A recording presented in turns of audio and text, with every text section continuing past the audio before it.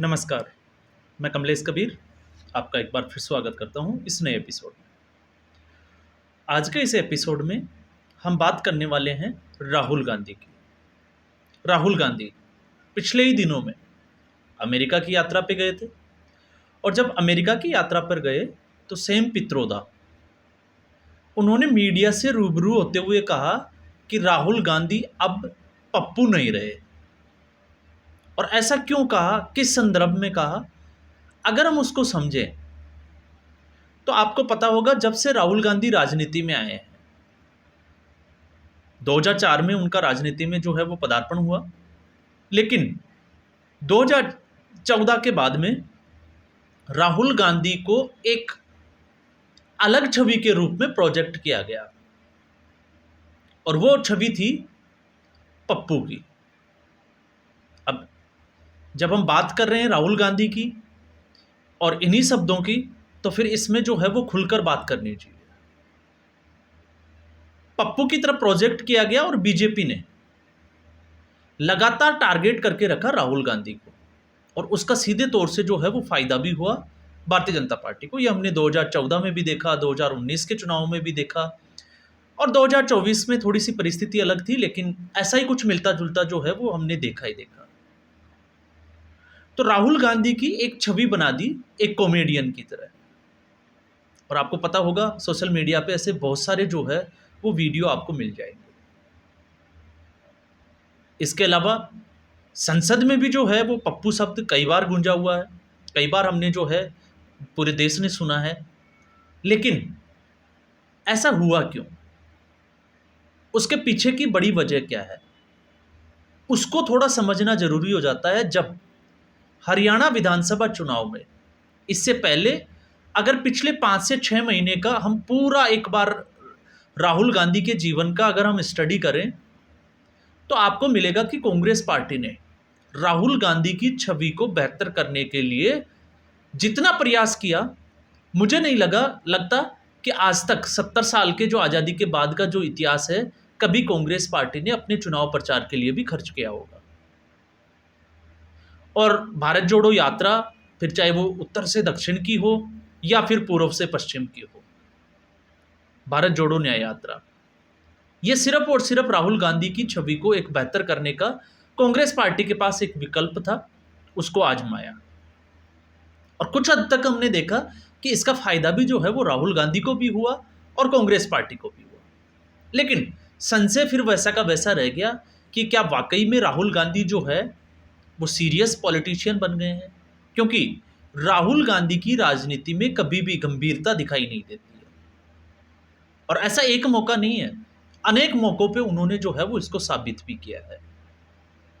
और कौन कौन से मौके हैं अगर हम उसकी बात करें तो आपने देखा जिस तरीके से मनमोहन सिंह की सरकार के द्वारा पास एक बिल को, उसकी कॉपी को प्रेस के सामने, मीडिया के सामने उसको फाड़ कर फेंक देना, ये जो है वो अपरिपक्वता की एक निशानी है।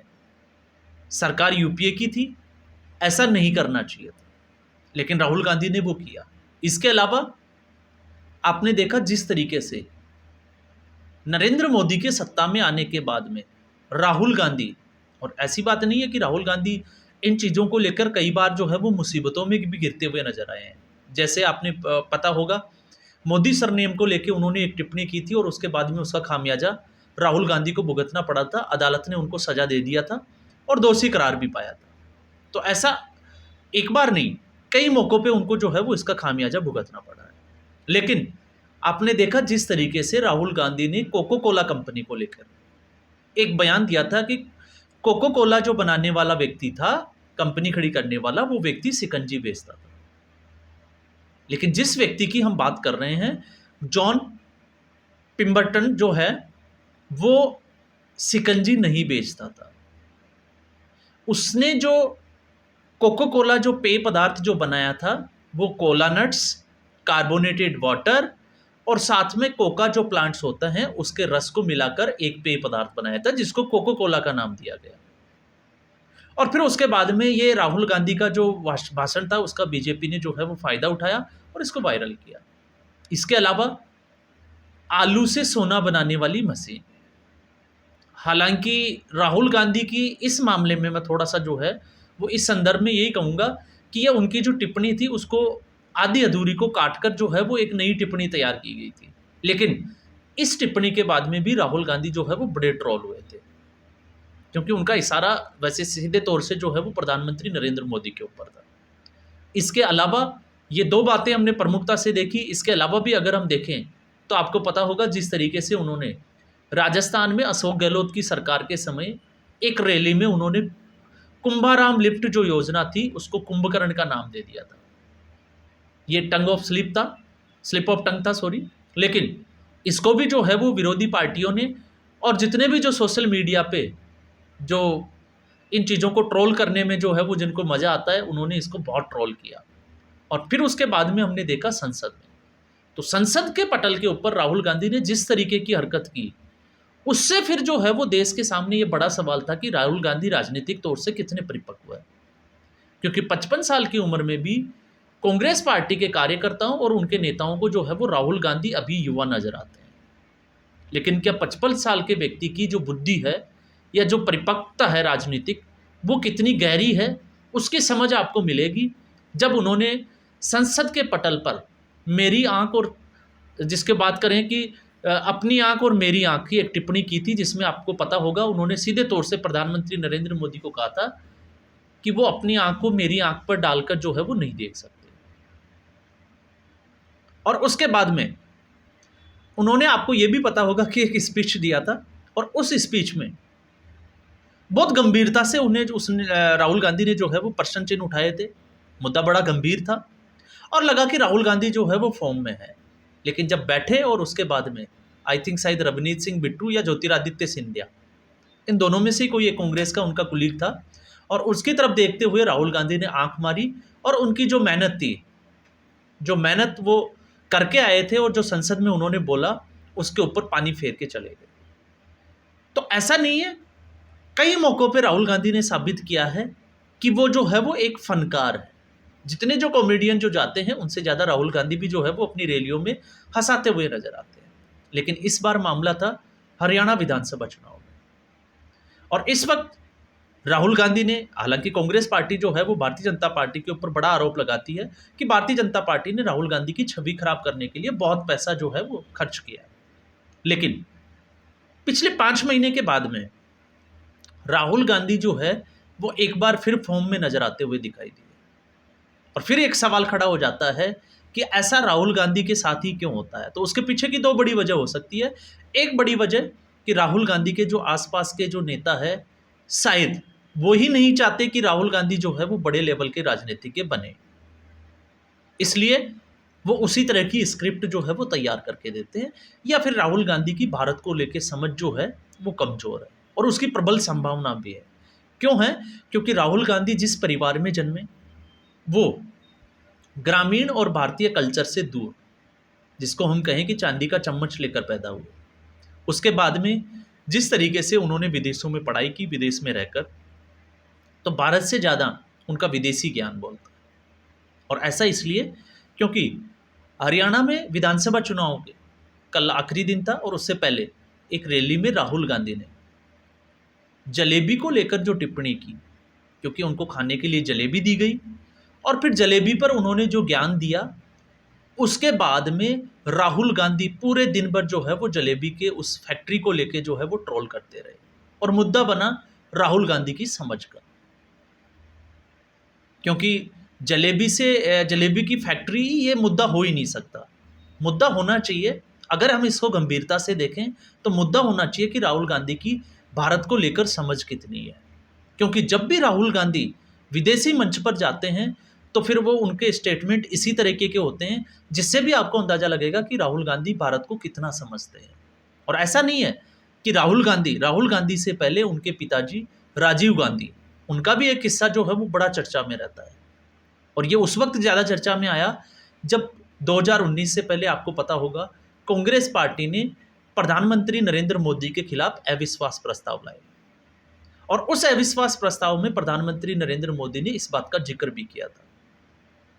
और किस्सा ये था कि राजीव गांधी जो है वो एक बार किसानों से किसी बात को लेकर रूबरू हो रहे थे, तो उनके सामने एक जो है वो किसानों ने बड़ी समस्या रखी, और बड़ी समस्या ये थी कि जो किसान हरी मिर्च उगाते हैं वो जब उसको बेचते हैं तो उसको कम दाम मिलते हैं, लेकिन जब वो मार्केट से लाल मिर्च खरीदते हैं तो उसके दाम जो है वो ज़्यादा देने पड़ते हैं। तो राजीव गांधी ने तपाक से कहा तो आप जो है वो ऐसा करिए, हरी मिर्च के बजाय जो है वो लाल मिर्च उगाइए। और उसके बाद में राजीव गांधी जो है वो ट्रोल हुए। क्यों? क्योंकि हरी मिर्ची जो है वो पककर लाल हो जाती है। तो ये किस्सा अकेले जो है वो राहुल गांधी से जुड़ा हुआ हो ऐसा नहीं है, ये राजीव गांधी से भी जुड़ा हुआ है।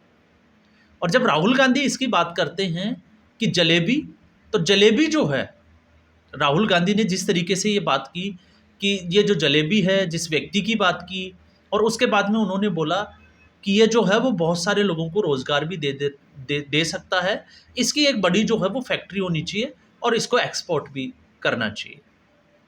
तो ये सीधे तौर से जो है वो कहते हैं कि अ, जो हम एक कहावत होती है ग्रामीण परिवेश में कि कोई भी व्यक्ति जो है सुबह का भूला हुआ अगर शाम को घर लौट के आ जाता है तो उसको भूला हुआ नहीं कहते।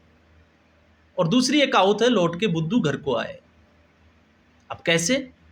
तो आपको पता ही होगा, इस तरीके की टिप्पणियां जो है वो पहले भी की थी, लेकिन बीच में थोड़ा सा गंभीर हो गए थे और लग रहा था कि राहुल गांधी जो है वो अब अपने राजनीतिक कैरियर को गंभीरता से ले रहे हैं। लेकिन जब उन्होंने ये बोला, अब मैं दो संदर्भ में इसकी बात कर रहा हूं। एक, इस बहाने उन्होंने जो है वो एक बार फिर हरियाणा के विधानसभा चुनाव में अंबानी और अडानी उस मुद्दे को ले आए। और उस मुद्दे को लाने के पीछे की वजह क्या थी उसको अगर आप समझोगे, क्योंकि जब हम ये कहते हैं कि कॉमेडी और गंभीरता, तो हमें उस मुद्दे पर जो है वो एक बार नज़र भी डालनी चाहिए। वो इसलिए लेके आए क्योंकि हरियाणा में, पंजाब से सटा हुआ राज्य है, किसान आंदोलन पंजाब और हरियाणा के किसानों ने जो है वो जोर शोर से उठाया था। और उसके बाद से भारतीय जनता पार्टी इस बेल्ट में जो है वो कमज़ोर नज़र आ रही थी, और उसका हमने लोकसभा में भी देखा।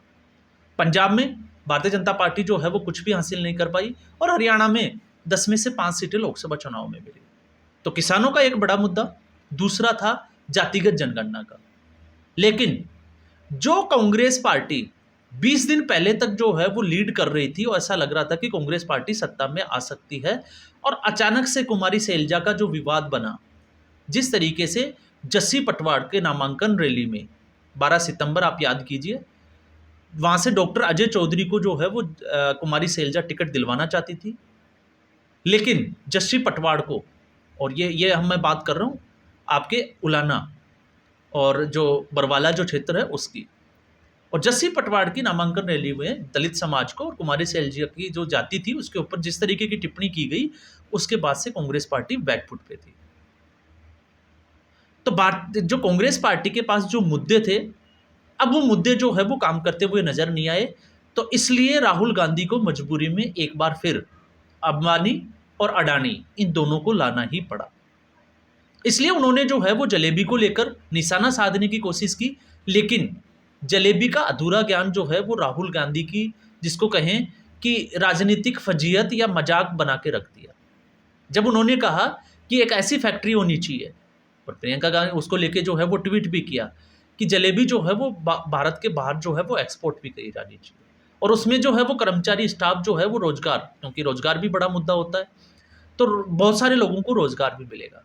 लेकिन राहुल गांधी ये भूल जाते हैं कि जलेबी का इतिहास क्या है, जलेबी कहाँ से आई, हम उसकी बात नहीं कर रहे।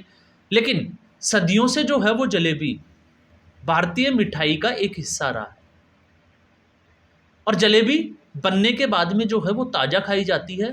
तो इसका एक्सपोर्ट करने का, देश में दूसरे राज्यों की हम बात नहीं कर रहे, और लगभग नॉर्थ इंडिया के तो हर राज्य में जो है वो जलेबी बनाई जाती है।